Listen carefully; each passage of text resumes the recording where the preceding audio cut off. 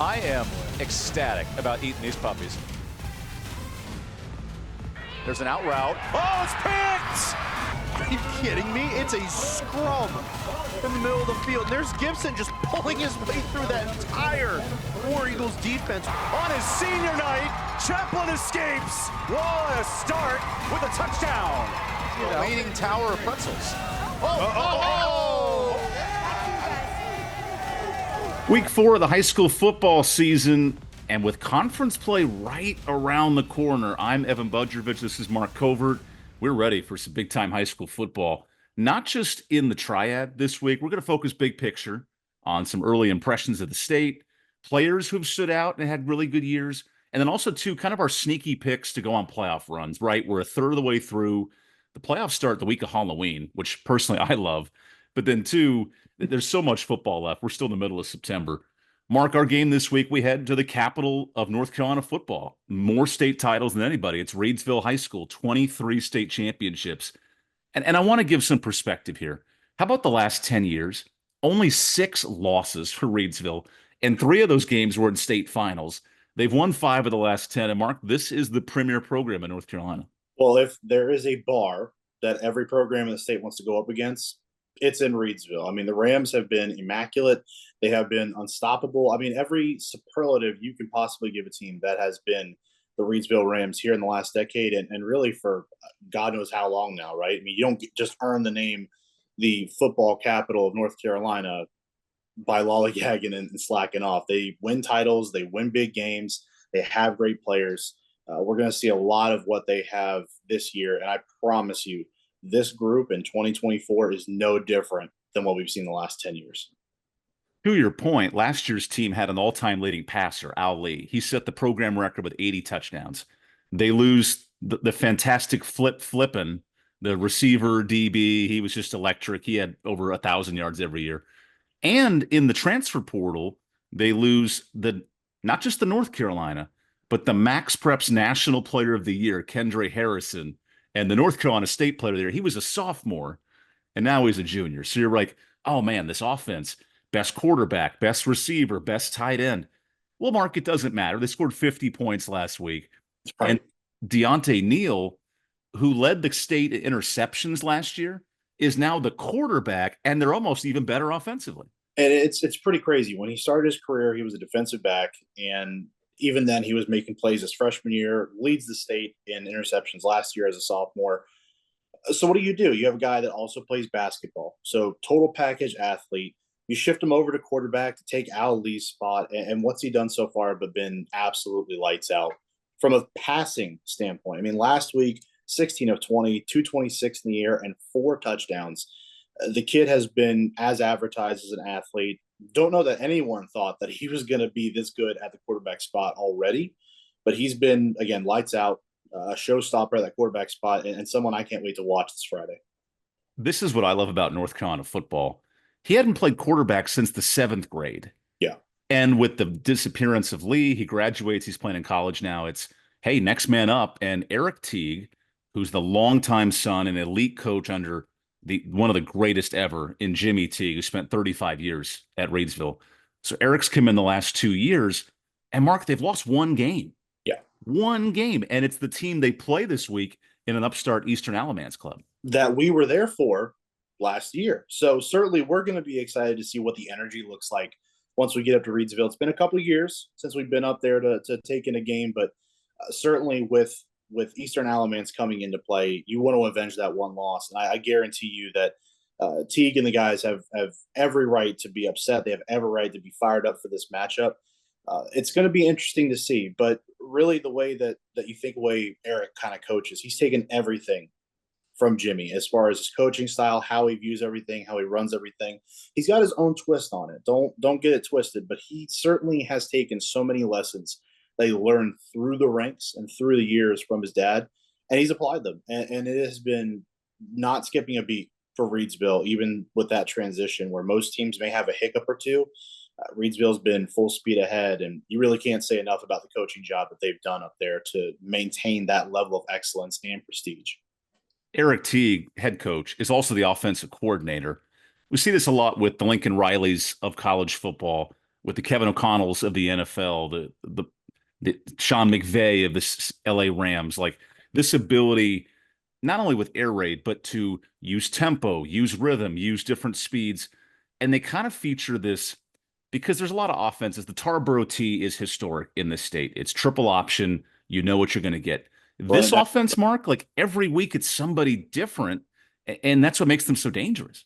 Well, and that's exactly what it is. And, Erik is licking his chops just knowing what kind of weapons he has offensively. I mean, you put the dynamo back there with Deontay Neal running that quarterback spot, and it means so much because it puts a ton of pressure on every defense they're going to play, because this isn't a kid that just can throw the football, now that we know this, but naturally he can run as well. He can also catch the football. The interceptions are evidence of that at the defensive back spot. So that's a guy on his own the defense has to take into consideration each and every week. And then from there, it's just deploying your guys, getting them to the right spots, and letting Neal know, look, there's going to be guys open down the field. You've just got to find them. Or letting the offensive line know, hey, you give him time, he's going to be able to make magic happen. So for that team to go from, again, all the weapons they had, and I mean all the weapons, Evan, you laid it all out there just a couple minutes ago, to now almost restocking the cabinet, but not even having to restock that much. Absolutely incredible. Again, hats off to that coaching staff in Reidsville for everything they've done. Again, it's been phenomenal.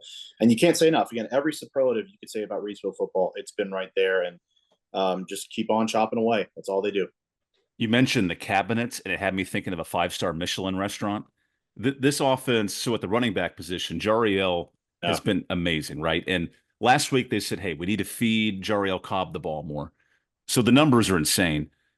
Just a casual 9 rushes for 245 yards, right? Hey, let's get him the ball. And he's averaging, 25 yards a carry? Yep. And then from the receiving side, Cam Jones, who's kind of filling that Kendra Harrison role, the tight end flex receiver. Well, he goes 6 catches for 100 yards. So it's not just getting him involved. It's explosive plays for Reidsville. Well, and they're capitalizing on what the defense is giving them. And heaven forbid you say capitalizing when a kid has 9 rushes for over 200 yards. It's just game planning. It's capitalizing. It's executing everything that you do starting Monday, or really even Sunday for a lot of these teams. And you're game planning, you're getting after it, and you go all the way through Thursday, or for some teams this week, tonight on Thursday. It is certainly a situation where you game plan, you practice, you execute, and everything comes into play. I mean, it is as textbook as it gets, but that's the pressure that Reidsville puts on you. They're going to scheme you up. They're going to put their players out there, and they're going to look you dead in the eyes and say, you had better stop us or we're going to score. And that's exactly what they do each and every week. One of the most efficient teams in the state. To your point, 40 points a night, and they're struggling offensively right now for Reidsville.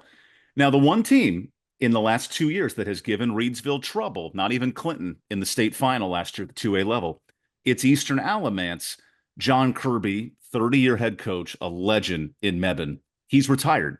He's a part-time volunteer. We'll see him on the sidelines coaching the O-line this year.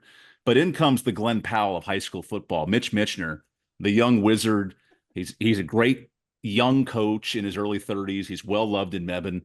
And Mark, he brings an offensive mind to this team that has had injuries, but Tyreek Samuel, top running back, he is back this week, which really makes me excited about Eastern Alamance. Right, and he was sorely missed last week in a game that just got away from Eastern Alamance. It is a situation where, again, last year we were there for this exact matchup and saw this Eastern Alamance team get the W against Reidsville. And it's the only one in the last 2 years. So this is a team that knows they can beat Reidsville. They're going to be schemed up now. You talk about a different coaching staff and whatnot. What offsets that sometimes? Players. And Tyreek Samuel is exactly what this offense ordered. He was a monster last year for the season, but especially the night that we were there. He kept this offense on schedule. He allowed them to take those early down shots because of his ability to either run the ball or simply his presence on the field. So him coming back this week is going to pay huge dividends for Eastern Alamance as long as they can execute, get him the football, and let him go to work. Also of note, we're talking to the coaching staff this week. They love, there's this phrase that Rebecca's going to have a great sideline hit about, but we'll give you a little tease, of course. This is the TV business. Event plus response equals outcome. Yep. And the coaching staff has spent so much time on the response part of it, not just the event, right? The 0-3 record, that's all out of non-league, that, kind of speaks for itself. But how does their team respond to adversity? Now, in the Northern Guilford game, shut out in the first half, down multiple touchdowns, but outscore Northern Guilford in the second half. And Mark, we've seen a lot of high school football. There are huge momentum swings at this level. Right. But for Eastern, can they control that when Reidsville scores and then stay in the game on the offensive end? Well, that's going to be such a huge key. And really, you can bring it down to just this game as far as response. Like, look, Reidsville's going to score. There's no way that you're going to stop the Rams from putting at least some points on the board in this game. But how does your team then respond to that? If you're going to get knocked down, are you going to get back up? And that's always going to be the question. And it might be one of the oldest cliches in sports. But really, that's what it is how are they going to rebound when you give up that touchdown, no matter if it's a 1 yard out, or if it's 99 yards out? I mean, how are you going to respond to that Rams offense going through it? How are you going to respond if there's a sack, if there's a turnover, if there's just a bad play that gets drugged down in the backfield? That's going to be, from the mental aspect of this game, probably the biggest part. Is honestly, maybe in this game, there's more pressure on Eastern Alamance to come in and make a play versus Reidsville, because they're at home. They have that advantage. They're, a huge night for them where they're going to be seeking revenge. They're going to get after it. We know who Reidsville is. What is Eastern Alamance going to show us that's going to offset what we know about Reidsville and put them into the spotlight in a position to win this game? The good news, Reidsville has had a ton of adversity themselves, much like Eastern. The bad news, if you're Eastern, Reidsville hasn't lost at home in 10 years. Mark, they haven't lost more than 2 games in a year, in a decade, right? But what Eastern has going for them is this D coordinator, Ricky Morton, and he has been so smart and so talented, and like his defense kept Reidsville off balance last year. They blitzed. They brought dudes from like the parking lot that came in and came after the quarterback. That is probably the one area for Eastern you got to confuse and make things really complicated. Well, and if you're clouding that picture, and again, we're talking about Deontay Neal, who only has these 3 starts now under his belt from the quarterback spot, at least this year, you got to take into that account. He's still, by all accounts, inexperienced from that position. So if we're going to cloud that image for him, have guys moving around, have different blitzers coming from depth, either at a corner or a linebacker spot, if you can confuse him enough where he's not able to sit back in the pocket and survey the field, that's going to pay pretty big dividends overall. But you've got to be able to not only cause that confusion at the beginning, but finish it at the end, bringing him down, forcing incomplete passes, forcing turnovers defensively. If they can bring that pressure and it's effective enough where it either gets home or clouds the judgment of Deontay Neal, that could make this ball game a little more interesting. I don't know if it puts them in a great position still to win at that point, given what we know, but it's certainly going to make things a little more interesting, and maybe for the first time this year, give Deontay Neal and that offense a little more trouble than maybe they were asking for. We noted in this episode, we're going to focus local on the tryout every week, but I do want to go big picture and look at some of the best players in the state. We're about a month in, and we've talked a lot about him, but Bryce Baker had another fantastic start for East Forsyth. We'll see them a couple times on I-48. So here are the numbers from last week, Mark. Hold your breath. 29 completions, 482 yards. This isn't Cliff Kingsbury running the old run and gun Texas Tech offense. And then 5 touchdowns to dominate AC Reynolds. Speechless. You might as well hold your breath every single time he has the football in his hands. Bryce Baker is such a special player. Skill set wise, he's getting smarter as well with the game as he gets those starts, and each and every snap he gets under his belt, he's developing more and more and more. And man, it again, you talk about the superlatives for Reidsville, just from a player standpoint. At what point do you start running out superlatives for Bryce Baker? That East Forsyth offense runs through him. Everything they do runs through him and his success and how he's going on a nightly basis. And right now he seems to be on a trajectory where he's not going to slow down. And that's a terrifying proposition for any of the upcoming offenses there, or defenses, excuse me, that they're going to play going forward. Baker, the #1 rated quarterback in the state. He'll head to Chapel Hill coming up in the fall. And think about that really quick. #1 quarterback in the state, because there's another guy in this area that's making his own waves in many different ways right now that would have a lot to say about that. Yeah, that's our friend at Grimsley, and we'll see Faison Brandon a ton this year. Mm-hmm. He is a junior, and he's the #1 junior quarterback. Yep. But I think if those two ever faced off in a playoff in the 4A, oh man, that is like our producer Lori Bates is sizzling for Game 11 of Friday Night Rivals, and we just head straight to the region final if those two were somehow matched up. Mm-hmm. I would pay money. I would.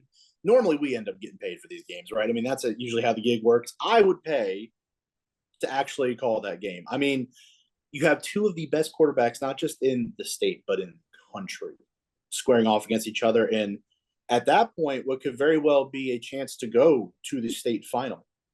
So it really ups the ante a lot to see the two of them facing off against each other.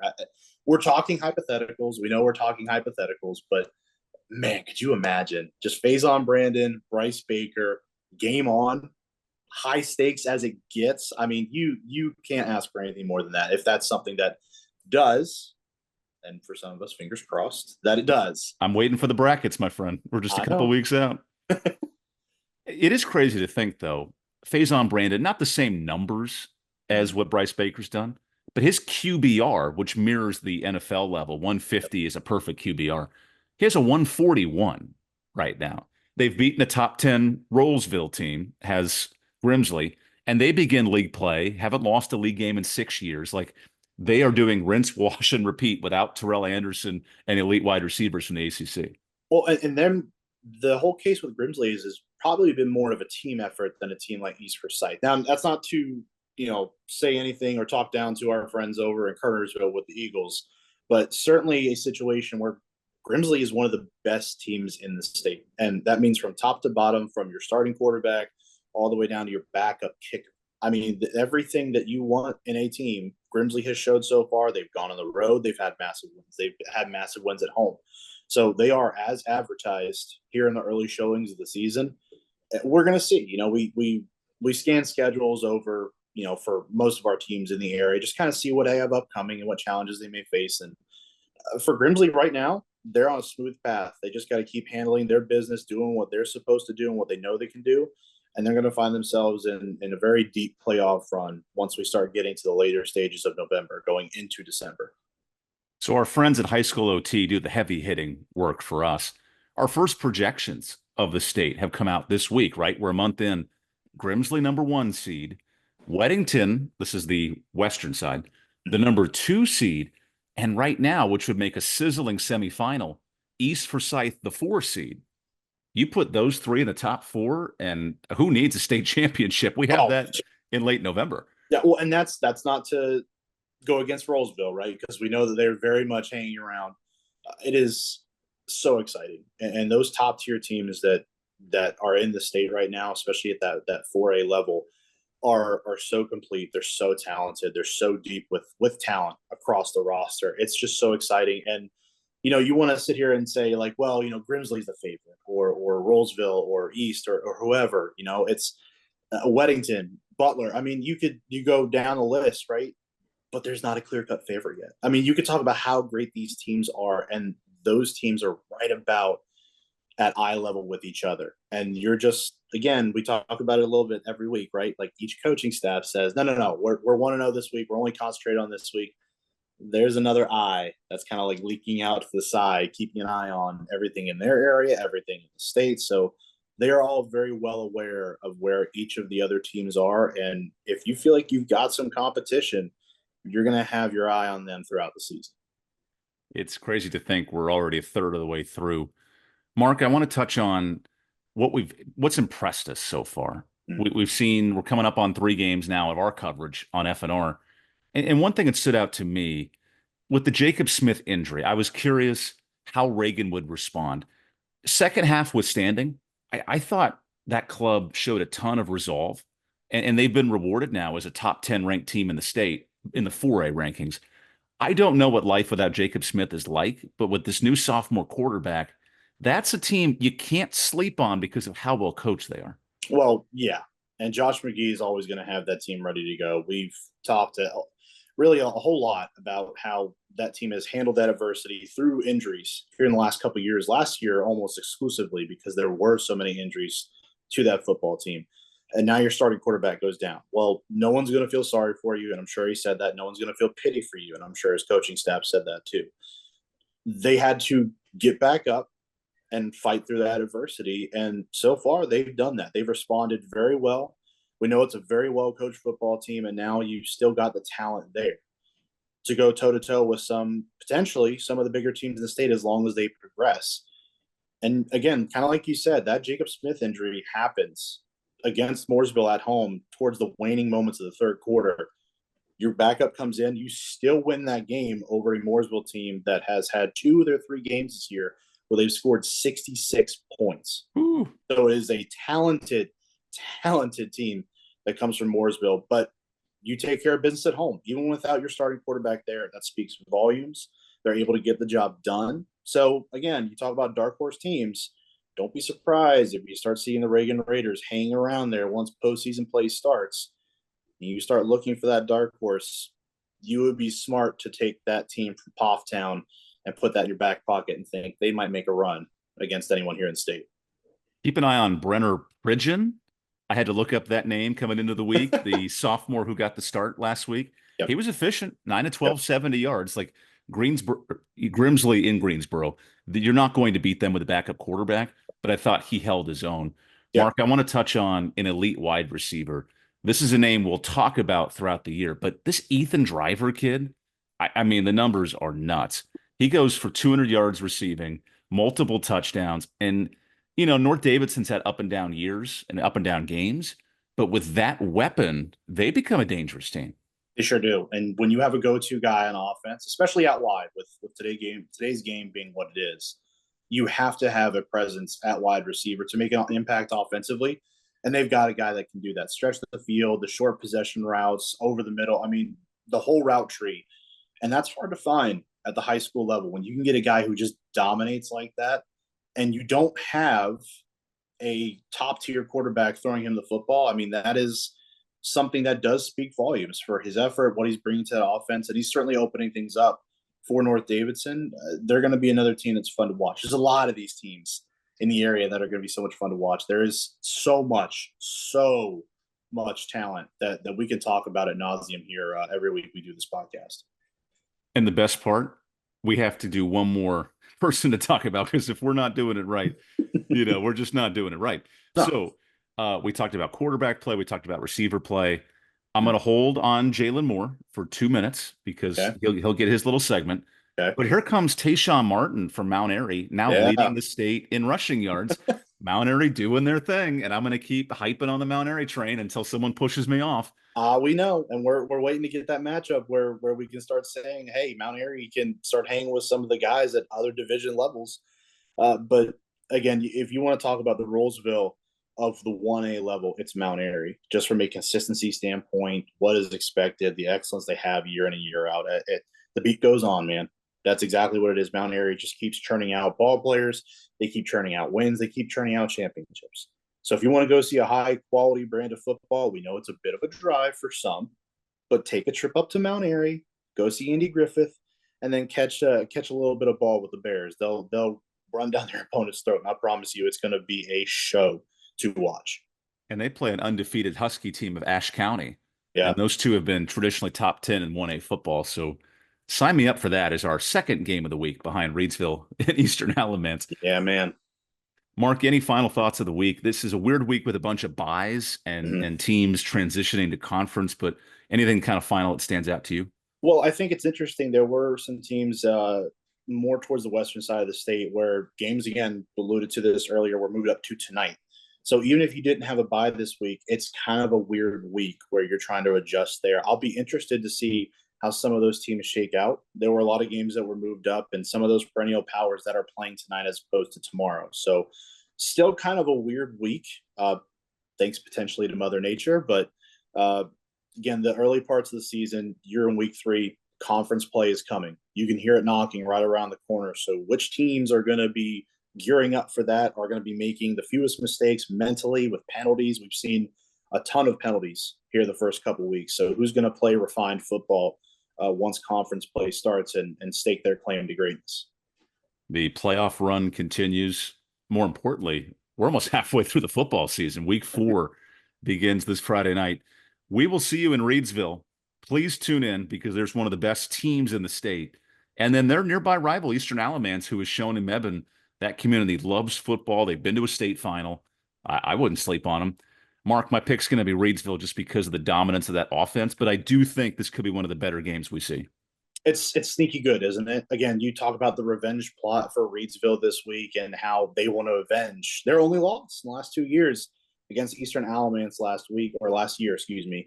Tyreek Samuel coming back at the running back spot for Eastern Alamance certainly ups the ante, and that defense is going to cause a little bit of chaos. But I think at home, just again, the dominance of Reidsville and what they can do offensively. Again, old guys out, new guys in, and it doesn't matter. I'm going to take Reidsville. I'm going to take the Rams at home, and it's going to be another star-studded affair offensively, defensively, special teams, you name it. The Rams are going to take care of business. Thank you guys for joining us this week.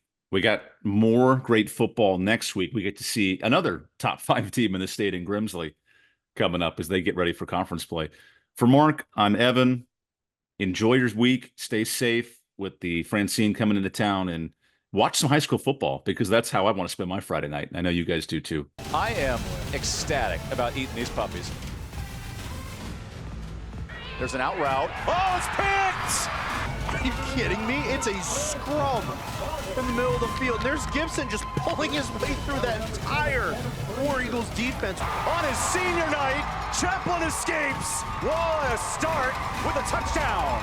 You know. Leaning tower of pretzels. Oh!